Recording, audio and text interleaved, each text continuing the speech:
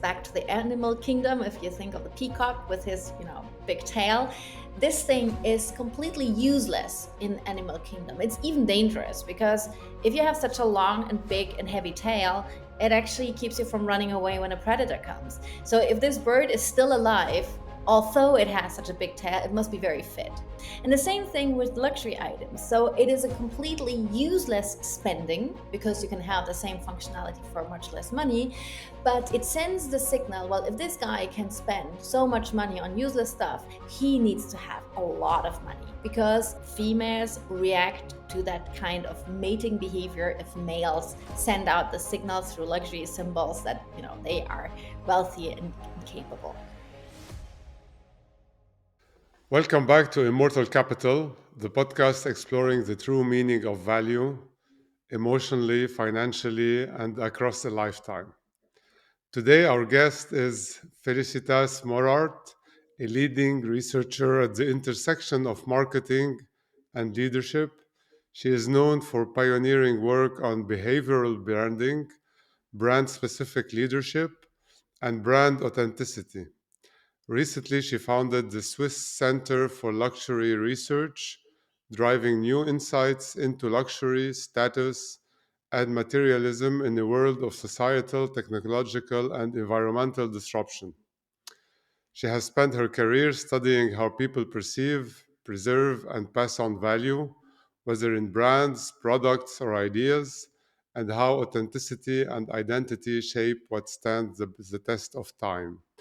Felicitas, welcome to Immortal Capital. Hi, thanks for having me. Thank you for joining. What did you bring to us today? I brought a photo album, so especially with one specific picture. So I don't know whether you can see it. It's my grandma in her theater outfit. So she was an opera singer. And Okay. I never got to know her in person because she was already dead when I was born. But my parents tell me that I'm very much like her. Well, I'm not an opera singer, obviously, but I think the reason why I ended up researching luxury and these things has a lot to do with this glamorous theater background in my family, because the other half of my family is very mathematical and research driven. So I'm at the intersection of science and glam.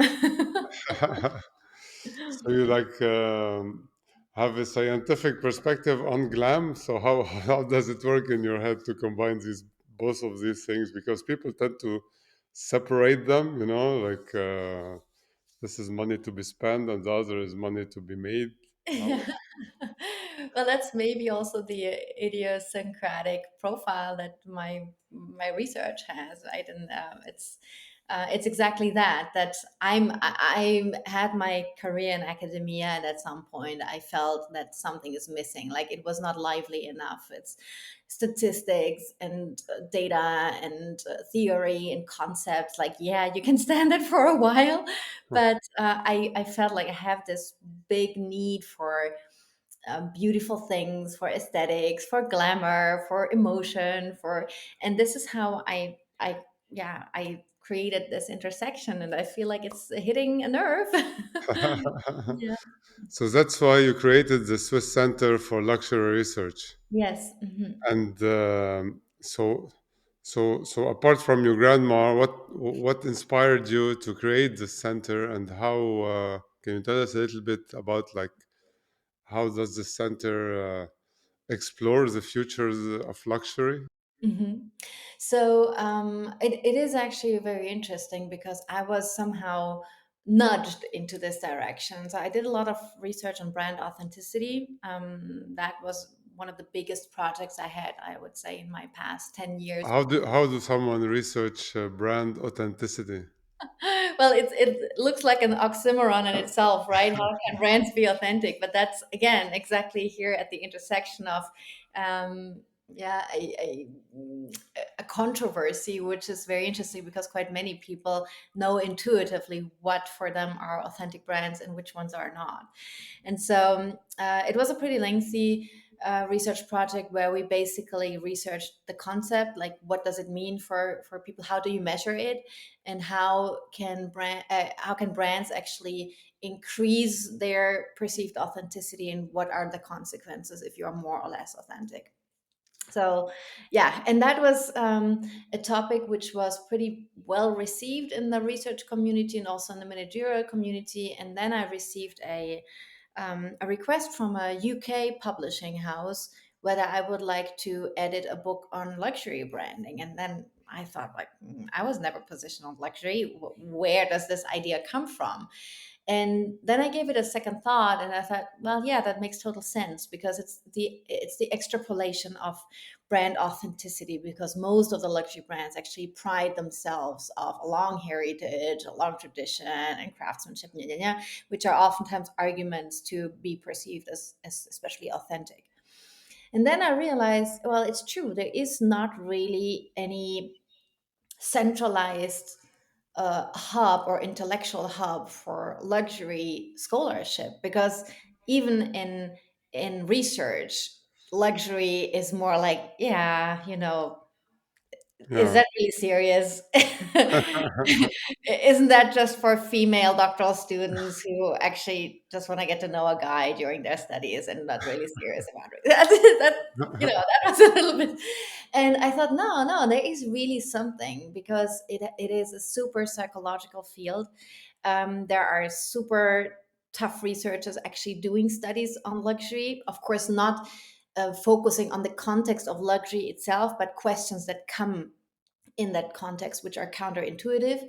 And so I realized, well, I know these people who actually do research in the luxury field. And so I started to combine all these researches and studies, and, well, to edit the book. And then for me, it was also clear, well, Switzerland is a country where we need to have a reunion of researchers who do work on this, because Switzerland is a rich country. There's a lot of rich people. There's a lot of high-end watch brands, um, and Switzerland has not positioned itself really on luxury yet, like France or Italy.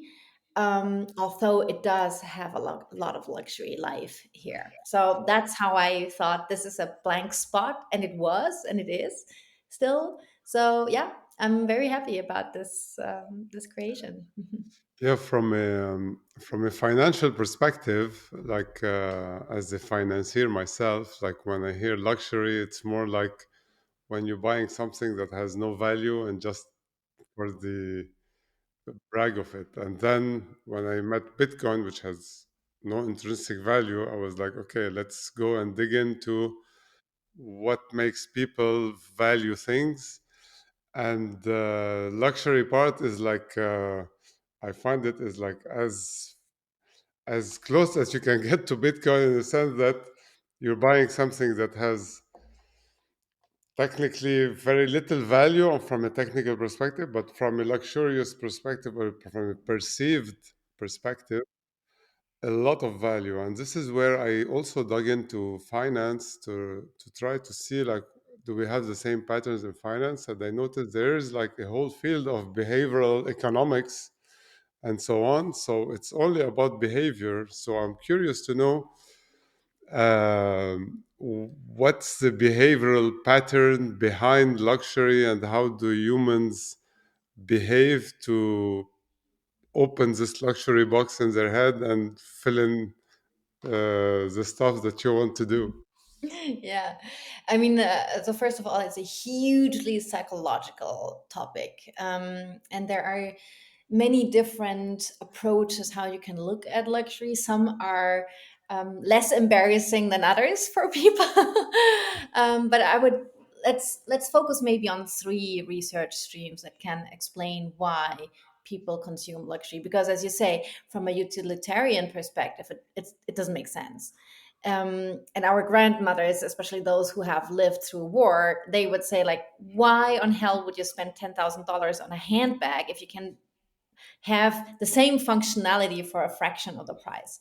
So, from a psychological perspective, I would like to start with the evolutionary perspective, and there's amazing research about that. That actually luxury is like a costly signal. So evolutionary perspective brings us back to the animal kingdom. If you think of the peacock with his, big tail, this thing is completely useless in animal kingdom. It's even dangerous because if you have such a long and big and heavy tail, it actually keeps you from running away when a predator comes. So if this bird is still alive, although it has such a big tail, it must be very fit. And the same thing with luxury items. So it is a completely useless spending because you can have the same functionality for much less money.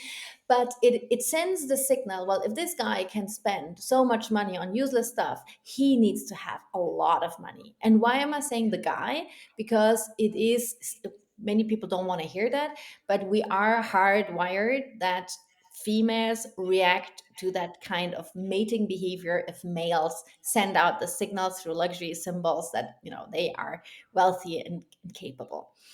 It's a whole different story what females signal when they consume luxury, but just to explain in a nutshell that there are even evolutionary drivers that most people are not aware of, that this is driving them.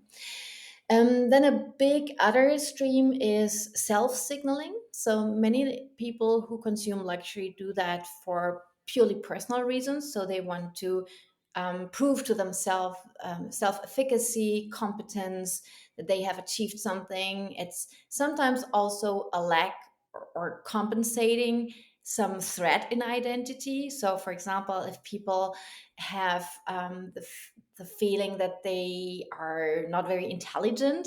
There is a study, for example, which primes people that they have the impression that they are less intelligent than others, that they have a higher need for luxury consumption to actually compensate for that. And so these are purely self regulating behaviors. And then, of course, and that is probably the most obvious, and this is what you were talking about, is the social identity purposes, meaning that you try to signal your status in society. It is a matter of social stratification, of inclusion and exclusion, of perceived power in society, perceived control, and even hoping to get or receive better treatment from others when you show luxury consumption. So luxury consumption itself is even a lever to um, to do other things with it, and that's very close to money. That it is just it's a vehicle to achieve other things which are not visible but which are very powerful on a psychological level. Okay. And like you mentioned so many things, I have so many questions. It's funny the peacock example because that's an example that we use in crypto when we justify why do we need proof of work. Mhm. And the peacock tail is the proof of work that he's done his work to have like this difficulty on top of his back to show that he is able to survive predators, although he has such a long tail.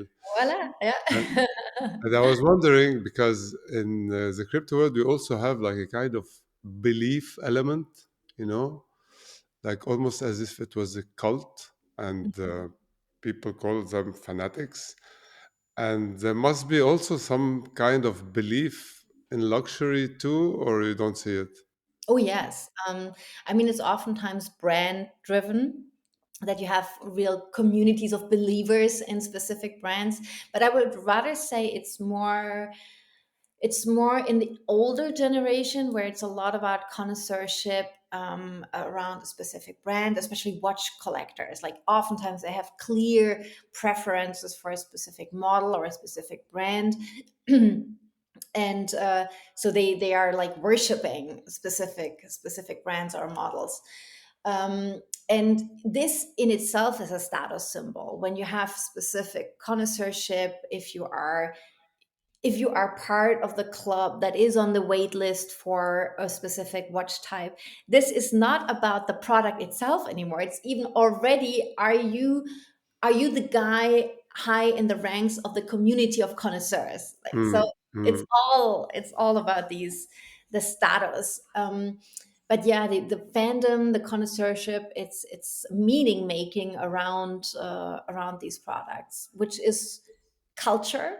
Um, You can like it or not, but there are other people who are fascinated about steam trains. So why not be fascinated about luxury brands? It's true.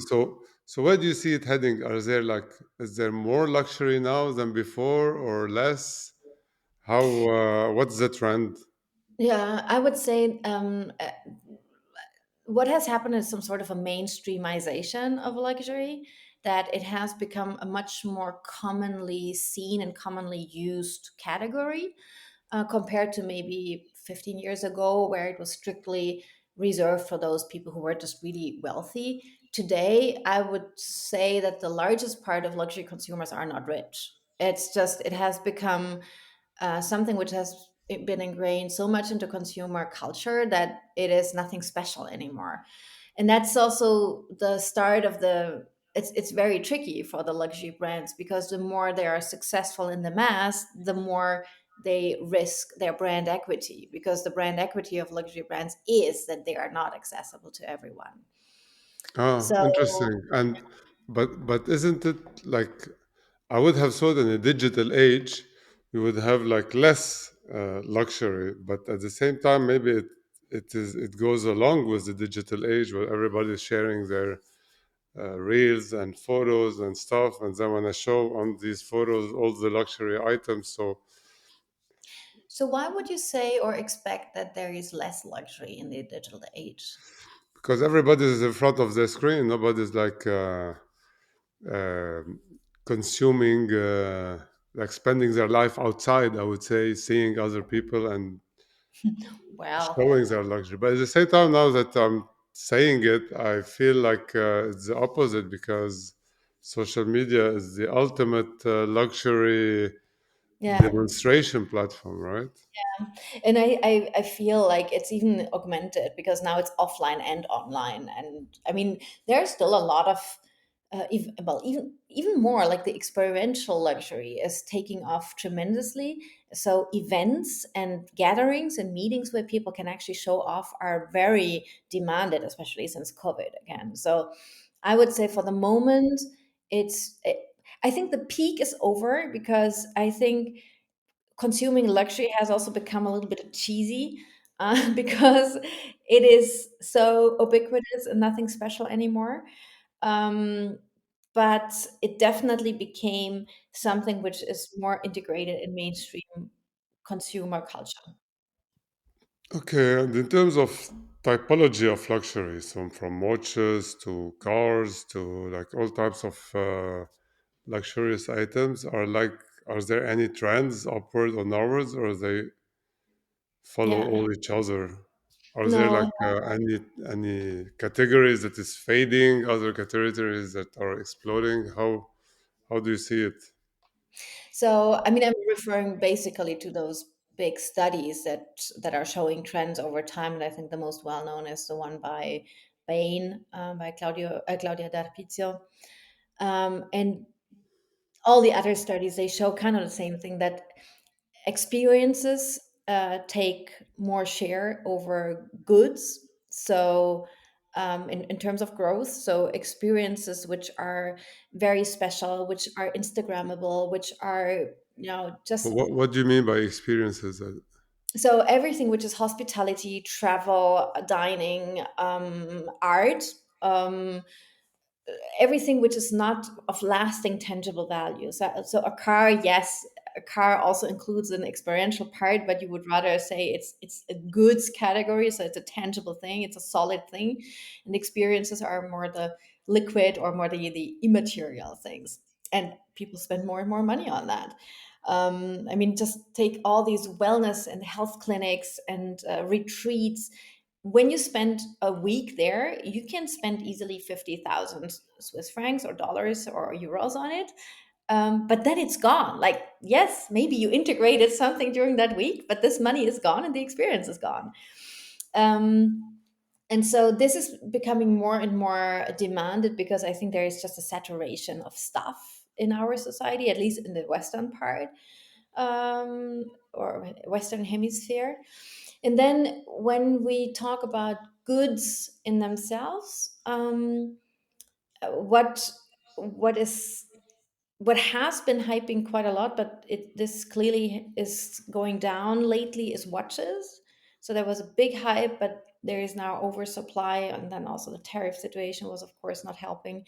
But jewelry, for example, is a growing category at the moment. But again, if everyone then jumps on jewelry, then it's only a matter of 2 3 years that this is not a growing category anymore, because there was going to be oversupply too. So I mean, these studies are only moments, because then everyone is jumping on the next hot thing, and the next hot thing is actually not hot anymore. Yeah, that's an interesting point about like scarcity. Mhm. Do you see like in luxury there are a differentiation between scarce experiences and assets compared to experiences and assets where the supply can be impacted by the demand? Yeah, well, experiences can also be very restricted, right? So getting a seat in, I don't know, in a specific performance, like just take a concert, and with a restricted size, like either you get a seat or not, and this is scarcity, which can be applied to experiences. And the same thing, of course, is with goods. Like if there is only gold, for example, this is coming, like the gold supplies are not vast, and we see that in the gold price. Yes, then it is real scarcity. But I think the point you're making here is about artificial scarcity, so that in the luxury sphere, um, oftentimes scarcity is created artificially, like, wait lists, stopping production, only giving very loyal customers access to specific products. These are not natural scarcity aspects. This is curated scarcity. Yeah, but that the thing isn't like scarcity one big element of the demand for these products, and how do brands manage to do it? Because it's a fine line, where you need to Some do make. it better than others, and obviously those who do it better are more successful. And I would say the more you are naturally restricted in your scarcity, the easier it is to manage it, because you just cannot. Like, for example, Hermes, they don't grow their factories and their workforce just in a massive way, because the artisanry and the craftsmanship that goes into requires a very long training. So just because there is more demand doesn't mean that they can directly respond to this demand, because they don't have the workforce who could, and they don't want to, because they have understood, the more we're desirable, the less we actually respond to this demand, because then we keep being desired. However, if I look at Louis Vuitton, for example, they just pop up everywhere, and in second tier cities, and in, an entry product, and it's nothing special anymore. And this is why I would say the brand equity of these ubiquitous luxury brands has really suffered from this, because they're not scarce. Yeah. And do you see a difference of behavior between generations? Like, what are the generational shifts that we are observing? Like the Gen Z and the millennials, and compared to the boomers, Mhm. and so I on. would say, but again, it's just my impression that I'm having. I would say that that young consumers have a hybrid relationship to luxury. Because, so first of all, this generation in total, I think, has less money at their disposal than their parents and their grandparents, because they are born into difficult times. And our grandparents and parents, well, that was after war, basically, in Europe, where there was a big economic boom. Um, so just in terms of their capacity of buying luxury is restricted, and that's why we also see these developments into buying counterfeit, buying dupes, even, openly exercising some sort of Robin Hood behavior or Robin Hood consumption, that they are not even they don't feel guilty about consuming dupes or counterfeits because they feel like, these luxury companies, they just screw us. They're just raising their prices and they don't care for the consumer. So why should we care about the luxury items? But at the same time, they still want to wear this brand, right? So Mm. that's kind of, yeah, it's a hybrid thing. While the earlier generations, I would say it's much more about quality, about substance, about value that's lasting. Maybe you can even resell it at a later point. So I think the older generations are very much used to justifying why they buy a specific luxury good, because there is really intrinsic value in it, like jewelry, a watch, real estate, all these kind of things. Because they came from this logic, you need to justify why you spend so much money on it. And at the same time, what I also see is that for older generations, there's more brand loyalty, that oftentimes they are very much attached to specific brands, whilst the younger generations are not very loyal to brands. It's just a category of luxury, but whether it's Balenciaga or the Row or that's not so important. It's more like, do I belong to the luxury category or not?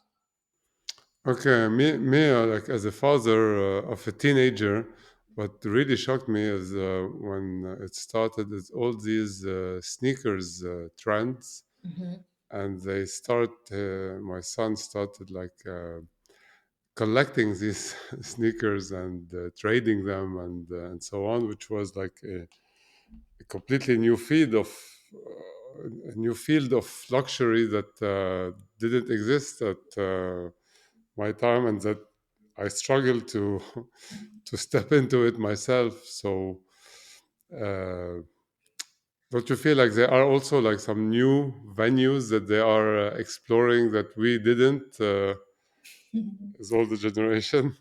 Yeah, I mean, the expressions already are very different. I mean, just look at street style as your example, right? Uh, when I first saw that luxury is doing streetwear, I thought, oh, that's, you know, that's pretty vulgar and that's not pretty. But there I had to say, well, it is not. I'm not the target. It's the younger generation, and it's their taste regime. Um, so yes, they're definitely exploring new areas, but I think the But I feel that the sneaker retailers applied the same techniques yes, of the luxury brands yes, on teenagers to be able to create the same type of scarcity, and there's a waiting list to get the next airdrop and and so on. it's the same mechanism, and it works very well with people's psyche. But I would say that the same thing has been applied to us too, but just in different forms, and it's been applied to maybe our parents already too. Like it's always about status, and this is a seems to be a very human need or a very human basic functioning, and not so much tied to the generation. I think it's more the expression of it that changes over generations, but the basic mechanism behind stays the same. Ah, that's interesting. So you don't think these mechanisms are evolving? We No, don't react to new things, or I think the manifestations are different. yeah. Just as I mentioned, like for example, yeah, just see the experiences, right? If the generation before would have said, "Why are you stupid to spend, I don't know, $1,000 for a weekend there and there?" Um, this doesn't make sense for them, because for them it would have made sense to spend this money off on, I don't know, a kitchen or some other things. But they would talk about this kitchen with their neighbors as we would talk about this holiday with our friends. So, it's Hmm. just what you're spending your thing on is changing with taste, with time, with what is on the market. But the reason why we buy it and what the function, the social function, stays the same. And it's always coming back to the social stratification. What do you signal with the consumption? How do you position yourself? We also call them positional goods, right? That you can position yourself in society when we talk about this status consumption. Okay, I also noticed, and I didn't know if I had experienced it when I was my son's age, but there's a lot of collabs between brands Hmm. that I hadn't seen as much as before. There's a kind of also a mutualization of the branding value creation by combining them together, which I Hmm. find it quite new, or maybe not. I don't know. Well, I mean, collaborations are a good way to enlarge your market, to grow your market, because you can grow into fields where you don't have legitimacy. Like if you just take, for example, I don't know, Prada and with whom did they work? I don't remember, or Gucci and North Face, for example. Gucci Hmm. has nothing to do with outdoor sports. Um, and North Face by itself, I would say, belongs within the category of outdoor clothing to the higher tier. So, in terms of the positioning, a collaboration makes sense. And for both of them, it actually makes possible an enlarging of their market because they are appropriating meaning of the other brand, which serves Hmm. a positive way and talks to people that they haven't talked to previously. And so, the more luxury is becoming a mass phenomenon, the more interesting for these luxury brands it is to do collaborations because through this they can grow the market. Is that a good strategy? I think the strategy is being overused too because it's too obvious that they just want to grow through it. It's a different thing when it's a really intellectual collaboration. I mean, for example, wasn't that Schiaparelli and an artist?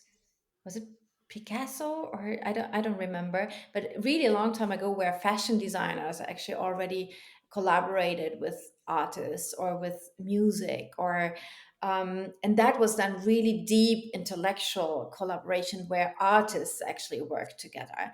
But now these are lately I see that made basically as commercial opportunities. Okay, so but it's interesting because what you're describing, you can almost like create a model where you can see which brands can maximize their collab by the audience they are reaching and so on. Mhm. So there is some research to be done in luxury.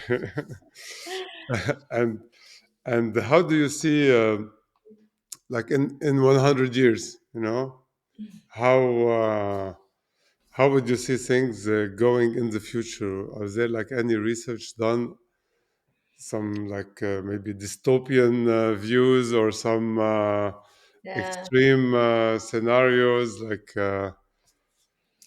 how would So it work? there is I'm not I don't know any research and probably it's not possible, right? Because we cannot really predict the future.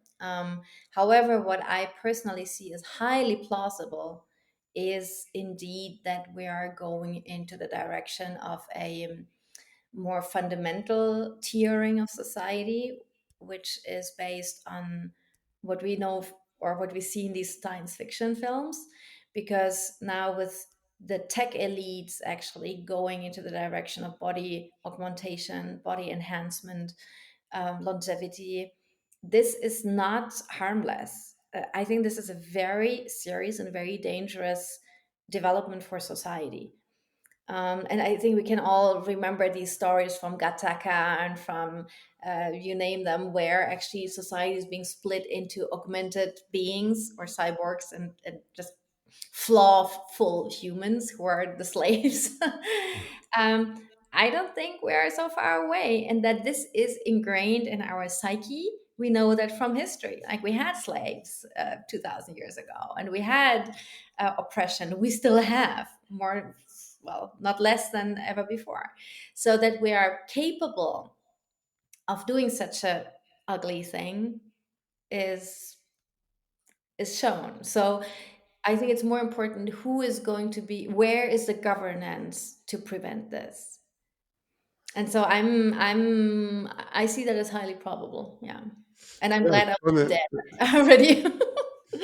It's funny because now that you mention it, when you watch a lot of like futuristic movies, they show us like all wearing the same, like almost identical. Yeah. And so his luxury's future is to fade with augmented uh, personalities, and then we would take off this useless behavioral function from our brain and replace it with something that makes sense, only value what is useful. Well, again, the question is what is the mechanism behind? And the mechanism is that you are situating yourself at the top of the social pyramid. So if you can improve your cognitive capacities, if it's better for you, if, for example, you suppress any emotion because emotion is complicating life, yeah, maybe those people who just suppress anything which is um, making their life less fluid and anything that gives them power over others, yes, that could be the luxury of the future, because these again are these fundamental workings of luxury. Is about it's about autonomy, it's about personal freedom, it's about control, it's about power, it's about positioning. So these are not very pro-social values, and this is how, I mean, it's that is not nice, right? But this is how luxury No, works. If everyone has access to it, then it's not luxury anymore. I wonder how an AI will view luxury. Like, are there any? I'm sure, like, it's a field where AI struggles to. You much. You can ask ChatGPT to write you a code for an app Hmm. much easier than to build you a brand that will create desirability. I mean, he can do both, but I feel like what he's gonna output from the luxury part, or luxury creation prompt, is much more limited than. Well, the bad news I fear is that the quality of the output of AI is going to be freaking good. Um, And I mean, if you are trying to talk with your ChatGPT, like with a therapist, for example, which is a very emotional and deep conversation, it gives you really good answers. And I just lately tried that, and I was really amazed by the quality of reflection and also emotional understanding the machine gives you. And there's also research. So here there's really research that shows that, for example, creative output. Um, from a machine oftentimes beats, in terms of perceived quality and liking, the creative output of human beings. But when people know that it has been created by AI, then the liking actually does Growth. not. Yes, Uh, exactly. So I think the lever is much more on our side. Like, A, do we disclose when something has been created by AI? Because then I think the respect of people just goes down. And the second thing is, are we, like, we get what we accept, right? When we applaud and celebrate AI generated designs, well, no wonder that designers are going to lose their job. So I think it's consumers' responsibility and everyone's responsibility. How much AI do we actually want to have in our lives? And here I don't see a lot of governance. I don't see a lot of self reflection, honestly, among people. Interesting. Okay, we'll have to live it and see it. It's going to be exciting times.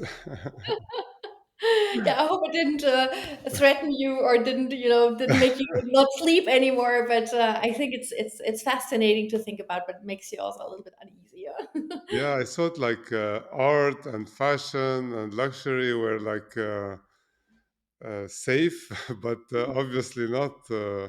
No. What should I teach my kid to do? Because I wanted him to study math and become an engineer like I did, but now I feel like AI would beat any engineering job in the future. So I said maybe the artistic part of things, and maybe in luxury there is like some artistic elements. You can struggle to create from AI a new Picasso, but at the same time, you could. So where shall I send? In which direction shall I send my kid to study?